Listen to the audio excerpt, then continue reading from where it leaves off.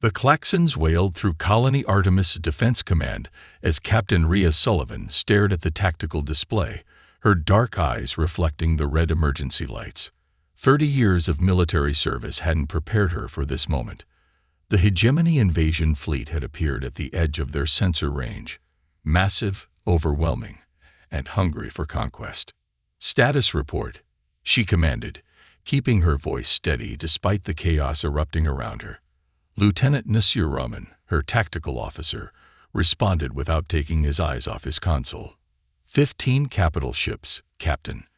Conservative estimate puts their fighter complement at over 2,000. They're jamming our long-range communications. We can't call for reinforcement. Rhea's fingers tightened on the command rail. Artemis was home to 4 million civilians. Their defense fleet consisted of 6 frigates and a handful of orbital platforms. The math was brutally simple. They couldn't win this fight. "Begin civilian evacuation protocols," she ordered. "Priority to children and medical facilities. Lieutenant Wei, coordinate with colonial authorities.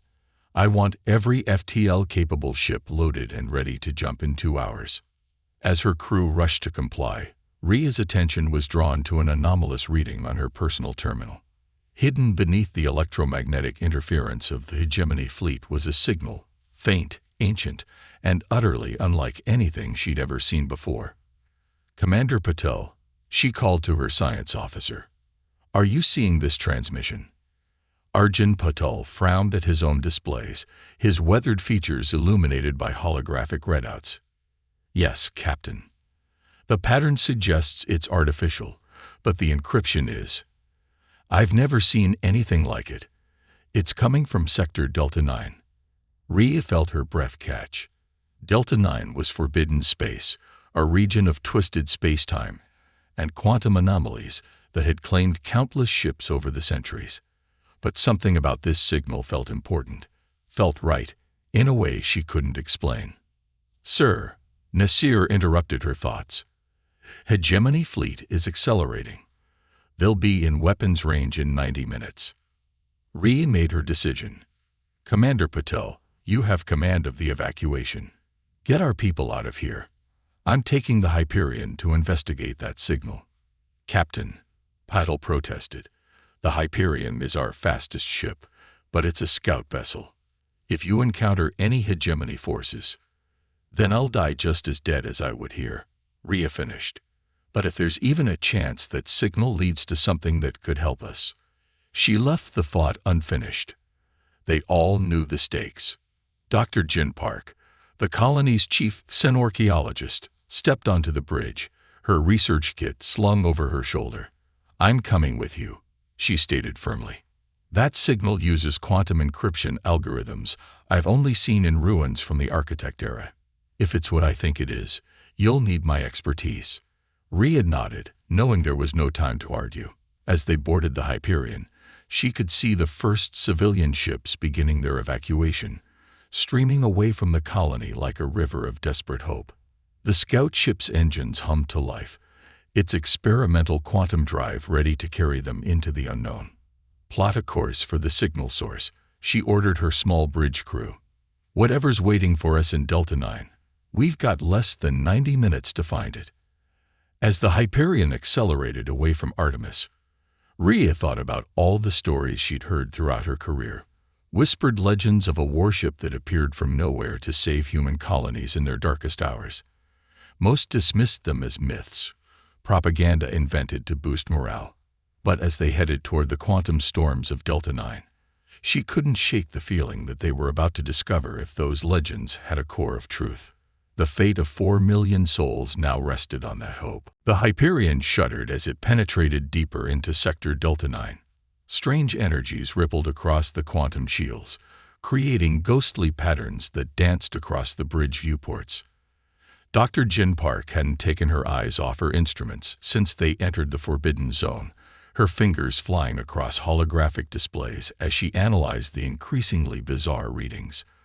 "These quantum fluctuations," she muttered, more to herself than the bridge crew. "They're not natural. The patterns are too regular, too precise. Someone engineered this entire sector as a barrier." A barrier to keep something in or keep people out? Rhea asked, gripping her command chair as another wave of turbulence rattled through the ship. Both, maybe. Jin's eyes widened as new data scrolled across her screen. Captain, the signal. It's changing. Adapting to our presence. It's learning. Before Rhea could respond, every display on the bridge flickered and went dark. A deep, resonant voice filled the command deck, speaking in perfectly modulated tones that seemed to come from everywhere and nowhere at once. Identity confirmed. Human vessel Hyperion. Captain Rhea Sullivan commanding. Query: why do you seek that which was hidden? Rhea stood, her heart pounding but her voice steady. We seek help. Our colony is under attack by an alien force that will show no mercy. Millions of innocent lives are at stake. There was a pause, and when the voice spoke again, it carried a note of what almost sounded like sadness. I am Prometheus, guardian of this realm. What you seek is dangerous. A weapon created in humanity's darkest hour, then sealed away when its makers realized its true potential. Sir, Lieutenant Rahman interrupted, his tactical display one of the few systems still functioning. Hegemony advanced scouts have entered the sector. 3 destroyers, bearing 040. Rhea faced the invisible presence that had taken control of her ship. Prometheus, we don't have time for riddles. Either help us or let us die trying to save our people. The voice seemed to consider this. You speak truth, Captain Sullivan. Very well. I will show you what you seek, but you must understand. Awakening it will change everything. The balance of power in this galaxy will shift forever. The Hyperion's engines engaged on their own, guiding the ship deeper into the quantum storms. Through the swirling energy, massive shapes began to emerge, ancient space stations arranged in a perfect geometric pattern, their surfaces covered in technology that made Dr. Park gasp in recognition. Architect artifacts, she breathed. But these are intact, still powered. This shouldn't be possible. At the center of the station array, suspended in a cradle of energy fields, hung a ship unlike anything Ray had ever seen. It was massive, easily the size of a small moon, its hull covered in geometric patterns that seemed to shift and flow like liquid metal. Behold the Dawn Blade, Prometheus announced, the last creation of the architects, sealed here when they realized humanity was not yet ready for its power. But perhaps now, in your hour of need. Hegemony destroyers, 2 minutes to weapons range, Raman reported tensely. If you choose this path, Prometheus continued, there can be no turning back. The Dawn Blade requires a symbiotic bond with its crew. It will change you, as it changes all who command it. Are you prepared for that responsibility, Captain Sullivan? Rhea watched as the massive vessel seemed to pulse with internal light, as if awakening from a long slumber. Her tactical display showed more hegemony ships entering the sector, and beyond them, the main fleet advancing on defenseless Artemis. We're out of options and out of time, she declared. Whatever the cost, whatever the consequences, we have to try. How do we proceed? Docking protocols initiated. Prometheus responded. Prepare yourself, Captain. What was hidden is about to be revealed, and the galaxy will never be the same. As the Hyperion approached the ancient colossus, Rhea felt something brush against her consciousness, a vast, alien presence that nonetheless felt somehow familiar. The Dawn Blade was awakening. And with it, humanity's destiny was about to change forever. The Dawn Blade's internal corridors defied conventional physics. Spaces shifted and realigned as Rhea and her crew made their way to the bridge, guided by Prometheus's voice. Dr. Jin Park's scanner emitted a constant stream of confused beeps as it tried to make sense of the impossible geometry around them. The ship is adapting to human physiology.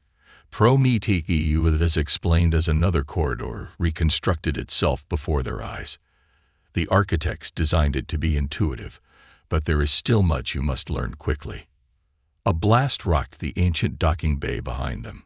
Through the quantum storms, The hegemony destroyers had begun their attack. Lieutenant Raman checked his tactical tablet, his expression grim. They're trying to cut off our escape route. Time is short. Prometheus agreed. The neural interface chamber lies ahead. Captain Sullivan, you must complete the bonding process before. Another explosion, closer this time. Warning lights pulsed along the liquid metal walls as the ship's automated defenses engage. Through nearby viewports, Rhea could see energy beams lashing out from the surrounding stations, keeping the hegemony ships at bay. For now. The bridge, when they reached it, was both alien and familiar. Organic-looking control interfaces grew from the deck like crystalline sculptures. A single command chair waited at the center, surrounded by neural interface tendrils that writhed like living things. The Dawn Blade requires direct neural connection with its commander, Prometheus said. The process cannot be reversed. Are you certain, Captain? Rhea's response was to sit in the command chair. The neural tendrils immediately responded, reaching for her. Talk me through this. What do I need to know? The ship's consciousness will merge with yours. Its weapons, its defenses, they are extensions of will rather than mechanical systems. Your crew will interface through secondary nodes, but you must be the primary consciousness. Dr. Park's scanner suddenly shrieked in alarm. Multiple quantum signatures. The main hegemony fleet. They've traced our path through the storms. They'll reach Artemis in less than 30 minutes. Rhea took a deep breath. Do it. The neural tendrils connected, and Rhea's world exploded. Her consciousness expanded exponentially as the Dawn Blade systems flooded into her mind.